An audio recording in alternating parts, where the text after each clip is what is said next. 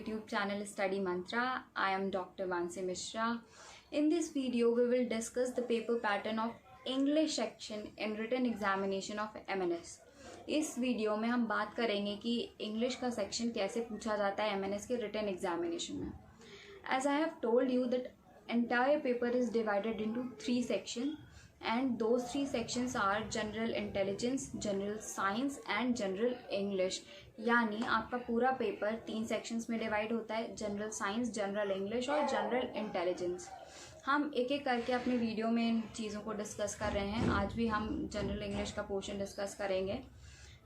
आगे बढ़ने से पहले मैं आपको कुछ बातें क्लियर कर दूँ. हो सकता है आपके दिमाग में बहुत सारे डाउट्स आ रहे हों कि हम इस पे भरोसा क्यों करें, इसे कैसे पता है, कहीं ये डिफेंस के इस एग्ज़ाम को मीन्स MNS के एग्ज़ाम को बाकी सारे एग्ज़ाम से कंपेयर तो नहीं कर रही है, हम कोई गलती तो नहीं कर रहे हैं इस पर भरोसा करके. आखिर हम इस पर ट्रस्ट करें, इसकी बातों पर ट्रस्ट करें तो क्यों करें.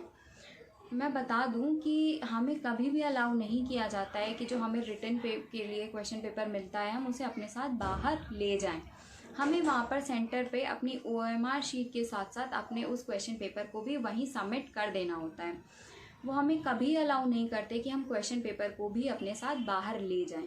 अगर ऐसा है तो फिर मुझे कैसे पता, मैं पेपर को इतने अच्छे से कैसे जानती हूँ.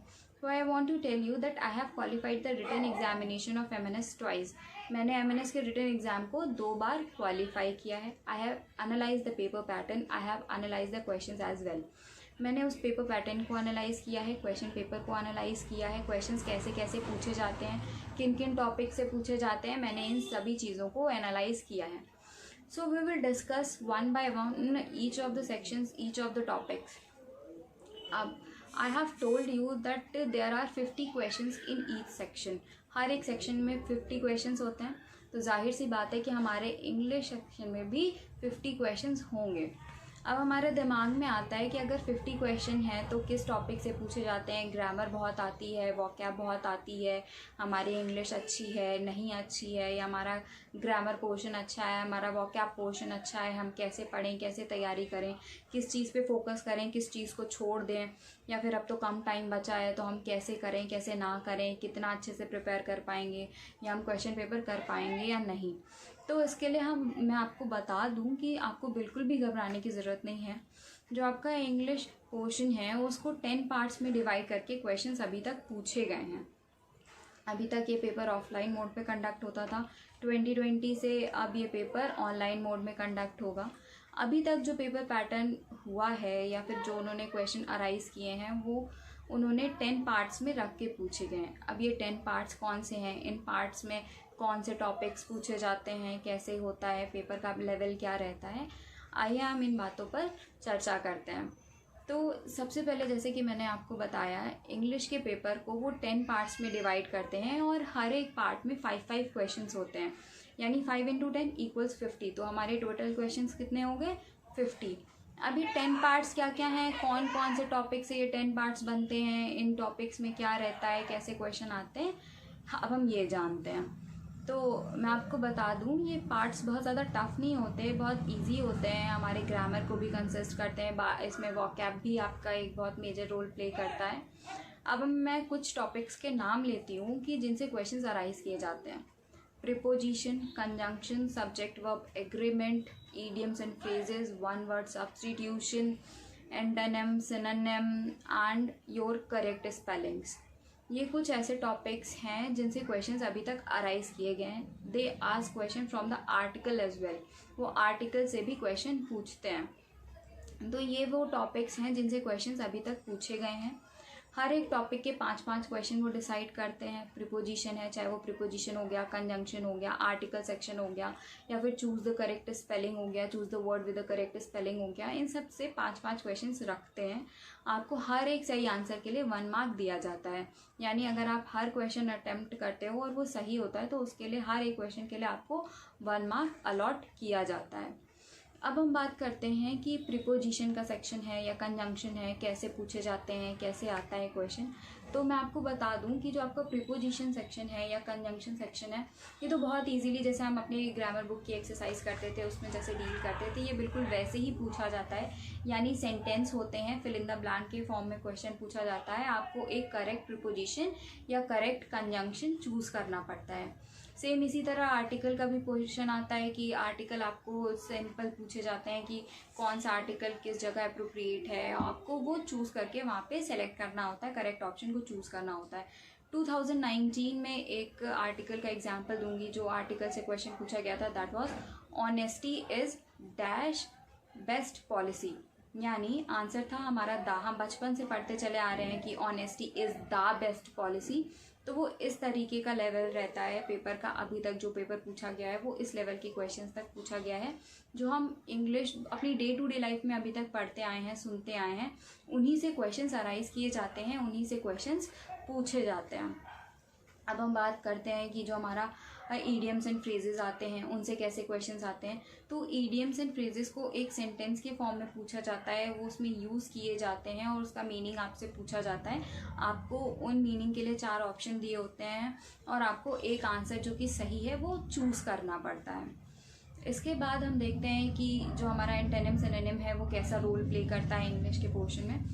हमारे एंटोनिम सिनोनिम में क्या होता है कि सेंटेंस के फॉर्म में किसी एक वर्ड को अंडरलाइन करके दिया जाता है और उस वर्ड का आपको सही एंटोनिम या सिनोनिम चूज़ करना पड़ता है। हमारे लिए तब कठिनाई बढ़ जाती है जब आपको सिर्फ एक वर्ड दिया जाए और उसका डायरेक्ट आपसे एंटोनिम या सिनोनिम पूछ लिया जाए, क्योंकि ऐसे में अगर आपको उस वर्ड की मीनिंग नहीं पता है तो आपके लिए बहुत मुश्किल हो जाता है कि आप उसके एंटोनिम को जान पाएँ या उसके सिनोनिम को सही से पहचान पाएँ। लेकिन अगर उस वर्ड को एक सेंटेंस के फॉर्म में पूछा गया है तब हमारे लिए थोड़ी आसानी हो जाती है कि हम उस सेंटेंस के मीनिंग को समझ के कि हमसे वो सेंटेंस क्या कहना चाह रहा है, वो सेंटेंस डील क्या करना चाहता है, एक्चुअली में उसका सेंस क्या निकलता है। अगर हम उस सेंटेंस के सेंस को समझ लें तो हमारे लिए उस वर्ड का मीनिंग समझना आसान हो जाता है और हम बहुत आसानी से उसके एंटोनिम और सिनोनिम को चूज़ कर सकते हैं। अब बात करते हैं हमारी जो वन वर्ड सब्स्टिट्यूशन होता है। जो भी वन वर्ड सब्स्टिट्यूशन पूछे जाते हैं वो हमारी डे टू डे लाइफ से ही जुड़े होते हैं, बहुत अलग से out of the blue question paper नहीं क्रिएट किया जाता है, आउट ऑफ द ब्लू कुछ भी नहीं पूछा जाता है। हम जो वर्ड्स अपनी डेली लाइफ में यूज़ करते चले आ रहे हैं, हम जिन्हें इग्नोर मार देते हैं कि बहुत ज़्यादा इंपॉर्टेंट नहीं है या फिर क्या होगा क्या नहीं, हम बहुत सारी ऐसी चीज़ें होती हैं कि हम सुनते तो हैं लेकिन हमें उसका मतलब नहीं पता होता है, लेकिन हम उसे अपनी डे टू डे लाइफ में यूज़ कर रहे होते हैं किसी ना किसी फॉर्म में। तो बस ऐसे ही क्वेश्चन अराइज किए जाते हैं, उसमें भी वन वर्ड सब्स्टिट्यूशन के लिए भी चूज़ द करेक्ट स्पेलिंग में आपको एक वर्ड चूज़ करना होता है जिसकी स्पेलिंग सही होती है और ये वर्ड भी हमारी डे टू डे लाइफ से जुड़ा हुआ होता है। बहुत सारे ऐसे वर्ड हैं जिन्हें हम बिल्कुल ध्यान नहीं देते, या कभी बायो में पढ़ लिया, कभी फिज़िक्स में, कभी केमिस्ट्री में या किसी और सब्जेक्ट में पढ़े हैं लेकिन उनकी स्पेलिंग नहीं याद है। क्यों? क्योंकि वो इंग्लिश में नहीं पढ़े हैं, हमने किसी और सब्जेक्ट में पढ़े हैं तो हमने कभी उसकी स्पेलिंग को ध्यान ही नहीं दिया।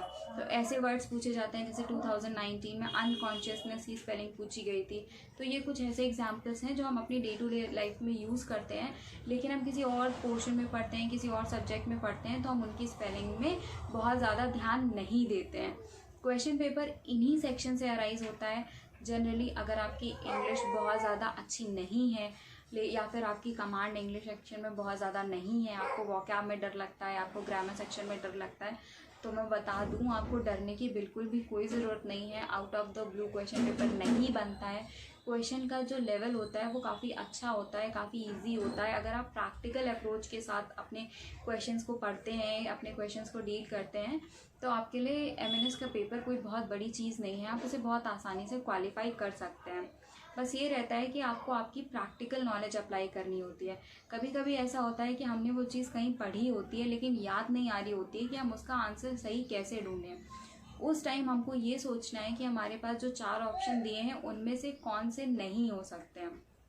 हमेशा आप ये देखेंगे कि 4 ऑप्शंस में से 2 ऑप्शन तो ऐसे होते हैं जिनका कोई लॉजिक ही नहीं बनता है उस क्वेश्चन के साथ, तो वो क्वेश्चन के वो ऑप्शन दोनों तो पहले ही कट गए। अब हमारे पास बचते हैं सिर्फ 2 मेन ऑप्शंस, हमें उनमें से एक सही चूज़ करना पड़ता है।